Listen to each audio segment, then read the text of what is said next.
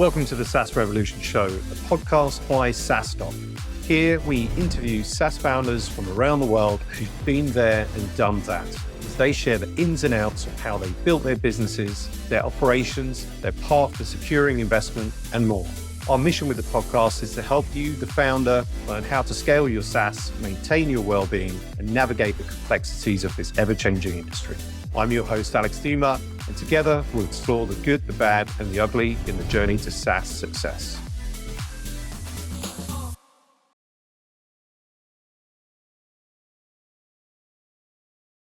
Welcome back to the SaaS Revolution Show. I am your host, Alex Theuma, CEO, founder of SaaStock. Delighted to be joined today by somebody who's actually not that far from me, but I can't see him. Well, I mean, apart from right now on video, but I can't see him on the beach.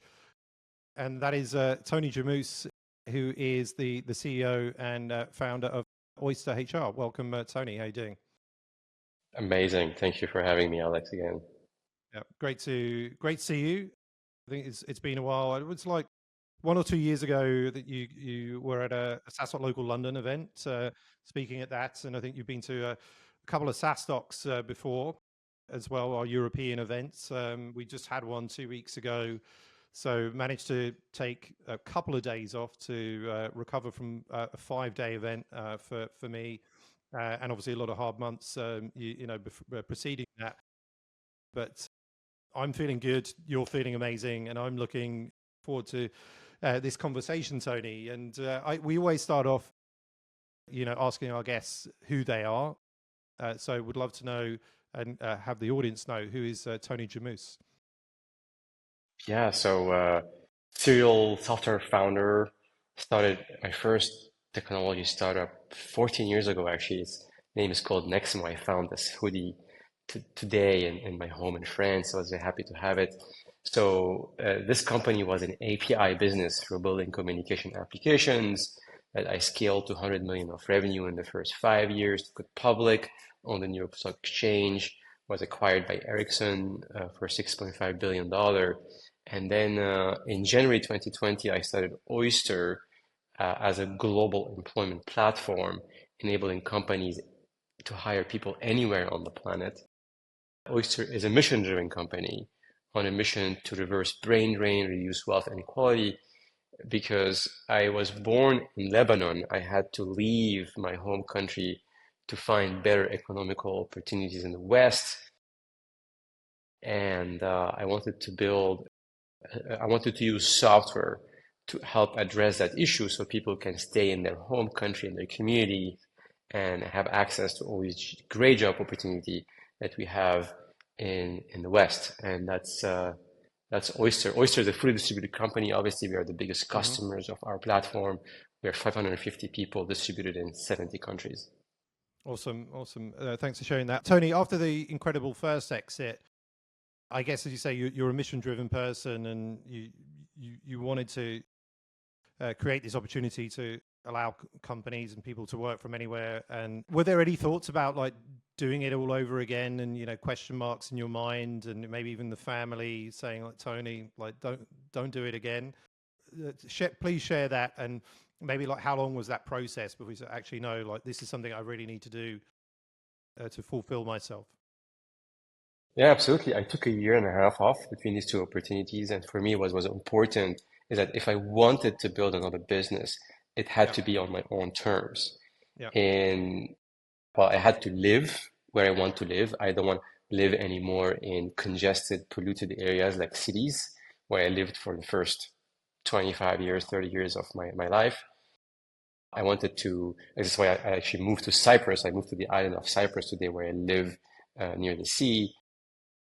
And I wanted to work when I wanted to work. I wanted to have flexibility in my work, to be able to be there for my children when they need me, to be able to have flexibility in my life, to be there for myself. And I wanted to work in an environment that takes care of my mental health. In my first business, I would be burning out. I mean, we went from 0 to 100 million in 5 years, 0 to 1 billion in 7 years. In terms of revenues, and it was very damaging to my mental health. And my coach at that time told me, after we exited, he told me you could have done the same, if not a better result, by taxing yourself less and taxing people around you less. And that led me on this concept of sustainable leadership, which is essentially you need to sustain yourself as a leader first. And then from there, you can build an organization that is healthy. And so these were the conditions for me. And also another condition was part of the mental health. I wanted to work on something meaningful to me, a mission-driven business that connects with my values, and a diverse organization. I wanted to work with people from all around the world.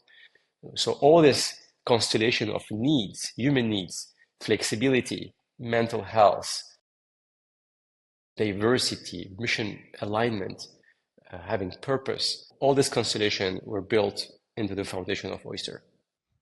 Awesome, awesome. And you obviously mentioned to me that you're feeling amazing. You're looking amazing, by the way. Thank you. Obviously you're fitting into your 14-year-old hoodie, something I could never do. Well, not never do. Can't do at the moment. Sorry. Not yet. It'll happen. And then on the sustainable leadership side of things, I'd love to dive into that in a bit. But and so we'll come back to that. But first of all, let's look at then the inception then of Oyster. So we understand why you wanted to do it, and then in terms of when you did it, am I right in saying it was like during COVID, sort of around that period when January 2020. January 2020. All right, so just a couple of months before COVID sort of kicked off. What were your thoughts then? I guess like you start the business in January 2020. It's obviously one, and it's a model that actually helped companies thrive during the period of COVID when everybody was locked down. But I guess kind of as COVID did shut the world down in March 2020, I guess at that period, how were you thinking about yourself, the business, and like the challenges and opportunities there for you? Yeah, so the first 2.5 years of our business, it was a true hyper growth. We went from 0 to $1 billion in market cap in 2 years. Our growth was off charts. We achieved product market fit in just a few months without even having full platform, full product. And we were building a business that will continue to be on that curve. So we were investing a lot into building our infrastructure, our leadership structures. We hired a lot of people, and then suddenly, boom, interest rates have changed. We realized that actually will have a direct impact on employment. Actually, the number one reason, one of the key reasons why central banks wanted to raise an interest rate was to calm down the economy, and that's directly targeting employment. So we knew we had it to break, and we had it to break urgently, but we did not know how fast we want to break. So because we did not know how severe the situation is going to be, it's like driving a sports car into a curve. If you brake too fast, you're going to exit too slow. And if you brake too late, you're going to have an accident. So what we needed to do is to develop these fine financial controls. It's like improving the way you're guiding the car into the curve so that you brake a little bit, you accelerate a little bit, you brake a little bit. Every quarter, you had to kind of adjust this methodology in order for you to absolutely get it right in terms of the accuracy of the braking system and the acceleration system. That enabled us to actually maintain our decent growth. Like last year, even though this is the first time in history, according to Carta, that the amount of jobs in tech have decreased by 4%, we grew 60%. And why is that? Because our customers realize that these are smart companies that are hiring globally. They realize instead of us doing layoffs, I could shift my hiring strategy into more cost-effective locations. And then I could continue to grow, because it's not really a demand crisis. It is an interest rate crisis. So demand was there, but you had to become more efficient. So smart customers realize that actually part of my efficiency journey is to reduce my headcount costs. And it's not necessarily by laying off people. It is also by being smart in where I hire and more cost-effective location. There's no need to hire only in 20 mile radius from your office in these expensive tier one cities like London and New York and San Francisco, right? You had these tailwinds, let's say, like during COVID, and like 0 to 1 billion valuation in 2 years. As COVID kind of ended, and also then we had like all the macro, issues with like wars, the collapse of Silicon Valley Bank, and like so many things like just keep like happening, like one after one. But effectively, and investment then sort of like dried up, like mostly, unless you growing 40% sort of like month over a month. But I think like most companies were not doing so. We've had headwinds in the market in general, but I guess you've come from the space that you're in, and I don't know, would you call it employer of record, or would you categorize it something sort of differently? But fair to say, employer of record, like having a lot of like headwinds, seeing the world changing a little bit, but in some parts for the good and better. But with the headwinds that a lot of us have kind of faced over the last 2 years, what have you like been doing to, I guess, kind of strengthen the business, kind of get through this? Maybe some of the challenges that you faced through that. But like you mentioned, 60% growth that I think that you had last year, whether that was headcount or revenue, you're obviously still growing, doing something right. So would love to know how you've been kind of getting through what has been for a lot of people a challenging couple of years. Absolutely. So the first challenge we faced was that our vision was too big and too wide. Coming out of this phase where we thought we're going to be 10 times bigger organization, it's like our vision is like wearing a suit that is too big for you. So we had to come and focus that, and we focused that on becoming this pure play, best of breed platform for cross-border employment. In the past, we thought we're going to be a global HR platform. Even if you're hiring somebody UK to UK or US to US, we could support you. We said no to this. We are a mission-driven business. We are here to help companies hire across border. We doubled down on our focus on our mission, and that enabled us to emerge as a best-of-breed platform, because the only thing we did was to solve this monster problem of cross-border employment, while our rivals, who had raised more money because they were in the market for longer, they kept moving horizontally, and instead we moved vertically, and that enabled us to gain a competitive edge in our ability to support and service our customers. So we emerged as a more focused, a more resilient, and a stronger player from a strategy standpoint. Secondly, the second challenge we face is cultural. Like, how do you keep your people engaged and motivated in a high volatility environment? We had to do 2 reorganizations last year, in 1 year. So we had to do it in a way that is aligned with our values, with our human centricity. We are helping our customer do that as well across 150 countries and the highest level of compliance. So we were very articulate and strategic in the way we conducted this reorganization, defaulting to transparency, coming to the team and saying, guys, this is not only about reducing our headcount costs. This is a strategic shift to focus on our strategy. Many companies I saw, it was just a financial exercise that they had to go through. For us, it was a strategic shift.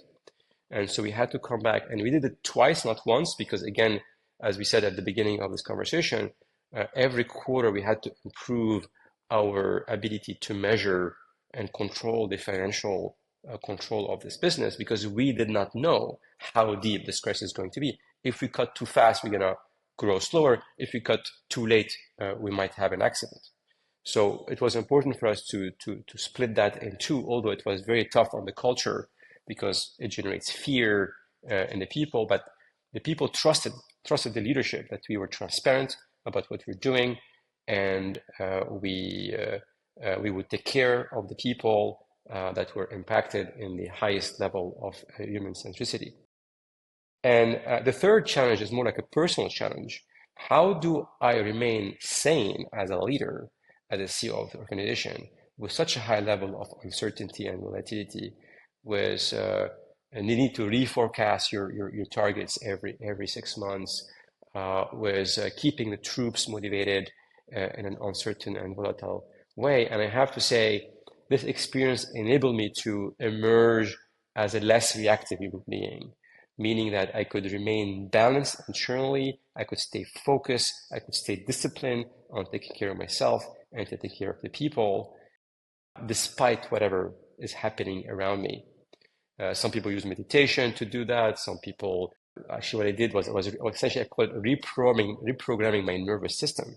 So when an emotion comes into my body, let's say fear, I'm with it, I'm not running away from it, and I'm consciously deciding not to be reactive to it. And that's been a key reason why today I feel so amazing because it made me more resilient. I can now feel more confident to do change in the organization despite what's happening around me, because I know that I can remain clear, focused, and non-reactive. How does one reprogram their nervous system? Like, what were some of the things that you did there? So you want to develop your ability to feel what's going on inside of you.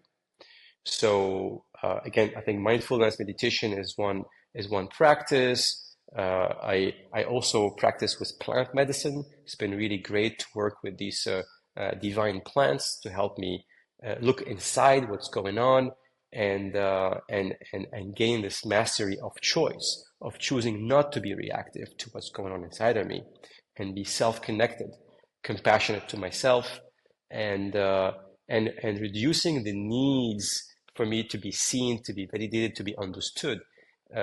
It has really transformed my view on leadership. Today, leadership is, especially at the top, is like you don't expect to be seen or recognized because you develop your internal ability to see yourself and to recognize yourself, and you are in the background. You don't have to be in the spotlight.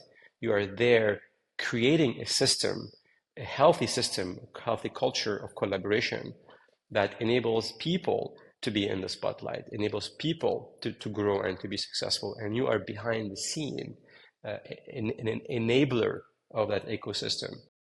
And it enabled me to also be detached from the outcome.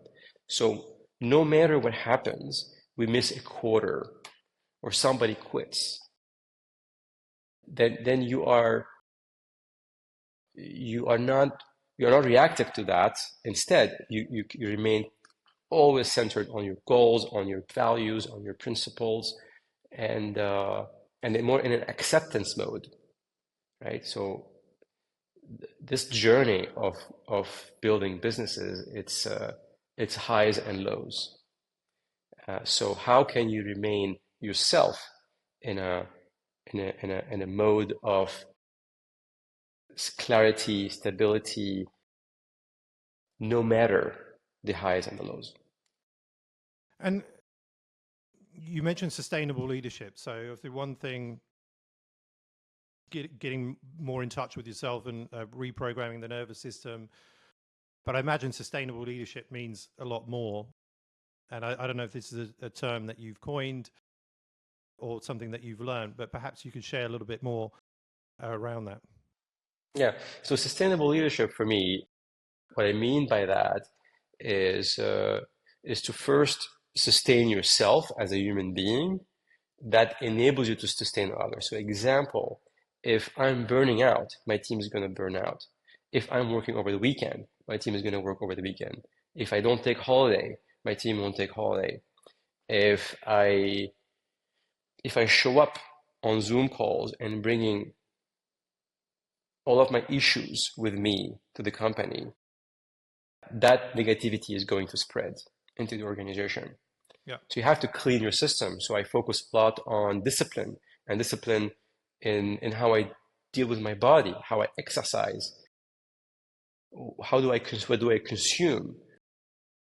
I discipline in my mental health, how I can stay stopped to some of the thoughts that could intervene with my ability to lead, such as not assuming best intent.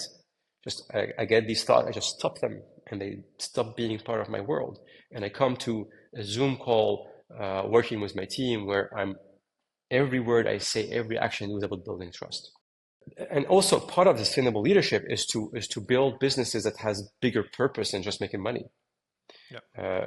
People are fed up with businesses that are just here to hit a number. This is very toxic culture. People are, especially top talent, they want to have meaning. They want to know that they are working on something bigger than themselves. And Oyster has taught me this. Oyster was being a mission-driven company and a B Corp. We are the only benefit corporation in our category. Produce our impact report every year, showing the impact we have on people we hire in emerging economies. Has given me, has given everybody at Oyster purpose. Every line of code, every conversation with the customer, every contract we review, everything goes into supporting people in emerging economies. Obviously, from this conversation, clearly a mission-driven leader with a mission-driven company. Do you then have 550 mission-driven employees, or do you also, allow for and account for, some mercenaries as well in the business? How do you think about that? Because I guess like to think my own example, but there are obviously many others. So I think like SaaStock is a very mission-driven company, and probably in the early days we would only employ mission-driven people. As we're not the same scale at all, we're 20 people, right? But I sort of allow for a few mercenaries within the business. But I welcome your kind of thoughts on that, and also to the 550 that you have. Like, do you allow for that? We'd be keen to know. Yeah. So what is behavior? Behavior is an equation that has two variables. Number one is who the people are, missionary or mercenary, for instance, let's say on that dimension. But second variable is the environment they're in. And I focus 100% of my energy in shaping and influencing and designing the environment we are in, so that no matter who you hire, a missionary or a mercenary in the beginning, they end up being missionary at the end. So I can give you examples of that. Like, so every time I talk about in my all hands, in my board meeting, I start with our impact. Our strategy is driven through our mission. As I said earlier, we issue our impact report. We talk about stories of people we support in emerging economies, including internally. Part of our goal is to elevate talent from emerging economies. I get extremely excited when I hear stories of somebody. We had this person who we hired in Pakistan, started as a customer service representative. He's been promoted twice in 2 years at Oyster. That's amazing stories for me. Okay, understood. Thanks for sharing that. And I guess another thing, but circling back to something you mentioned earlier, that in changing the vision, of the business, which is something that that you did, into like dealing with that, like how did you maybe sort of like talk us through that, like how you went across that, how it was sort of received? Maybe some people signed up for a particular vision, you're coming in with another vision, and maybe just a little bit around that process, and would love to know. Yeah, so part of the sustainable leadership approach is you shrink your ego. You're not the guy who has all the answers, but you are listening to what's going on in the organization, and you're more in accepting. The financial world or the financial constraint we're operating in drove my team, and here specifically our product team, to tell us, hey guys, we cannot do all of these things. We have to focus on these things. And let us tell you why this actually makes a lot of sense.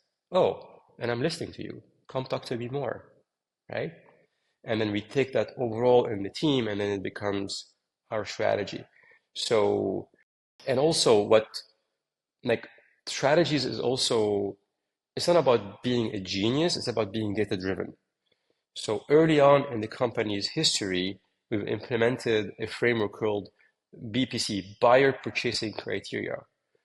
At every time, at every moment the customer have made a decision of purchase from us or not, we measure why they buy from us and why they don't buy from us. And we collected thousands of data points, and that becomes the feeder of our strategy. Our strategy is market driven. The customers are telling us what we need to do.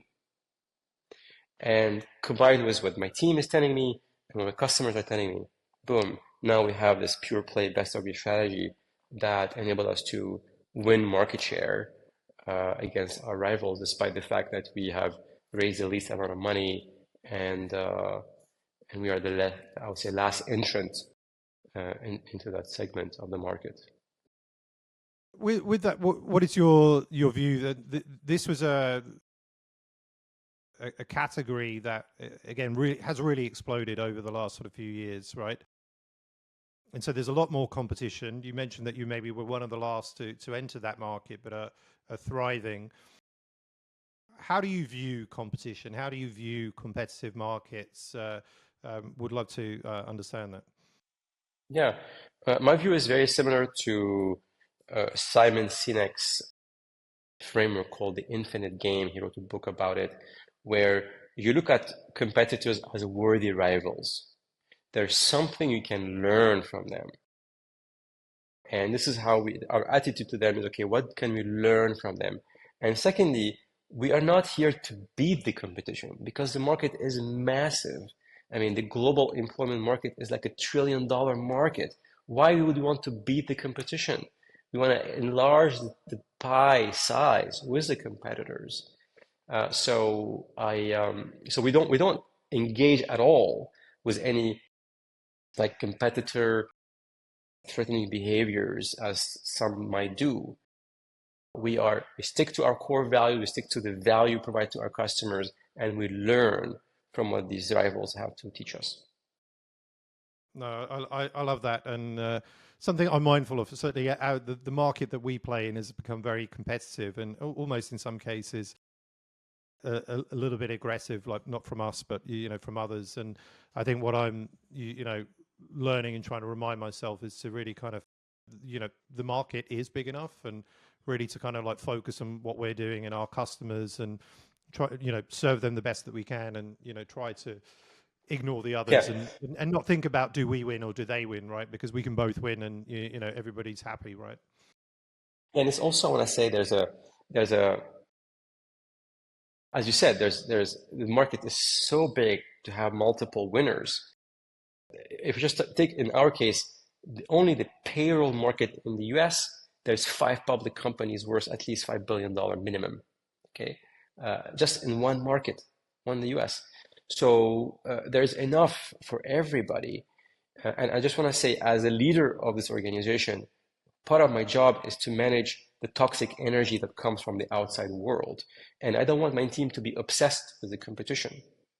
I know some competitors are obsessed with us, but that's like, I want to stop that behavior in the organization. I want them to be focused on the customers. I want them to be focused on themselves, on the culture. That's much healthier focus, because we're all going to make it, guys. We're all going to make it. So the key is not to let these thoughts come into your mind and create unnecessary anxiety and unnecessary fear. That's part of the non-reactivity approach that I preach. Yeah, I love that. I love that. I almost want to come and work for you, Tony, or have you as like my exec coach or something like that, and getting these calm vibes. I guess kind of with that, and just thinking of time, something that at the top, and perhaps before we were recording, but it's kind of weaved throughout this conversation about how you feel, look amazing, how you're quite, I would say, zen. I get this vibe from you. But you mentioned that over the last year, you've the only liquid that you've been putting in your body is water, right? So a pretty impressive feat, one that I think probably takes a lot of discipline. I guess why that decision, or maybe we kind of know the answer in some of the conversations, right? Because of like how you want to lead the business the best that you can. has it been hard? Like, I mean, a lot of people, maybe this is a weak, kind of excuse, like, I love coffee. I don't have intentions to give up coffee. I only drink 1 cup a day. I've really cut down on alcohol. I generally drink once a week. It's now, this period as we come up to Christmas, there are a lot of dinners. And I was at a dinner last night with founders and investors, and there was all these funky wines, with the 4-course meal that, I had a little bit, sort of each time. But I do notice then that, came back from the dinner. It was late. I didn't sleep well because of all the food and the wine, a little bit more tired today. Maybe that will impact a little bit how I communicate, to the team. But I guess kind of with all of that, your journey in just drinking water for a year and obviously looking and feeling amazing, would love to learn a little bit more about that and maybe how easy it is to make that switch and the benefit, versus, obviously not doing it. Yeah, so it's really about identifying your true needs and focusing on fulfilling your true needs as a human being. In the case of liquids, the only drink that you need is water, right? You can extrapolate that to everything else in your life. And for me, like, it started with a few years ago, I had a vision. My daughter was born, newborn baby. After a few days, I wanted to ask life what message she has for me.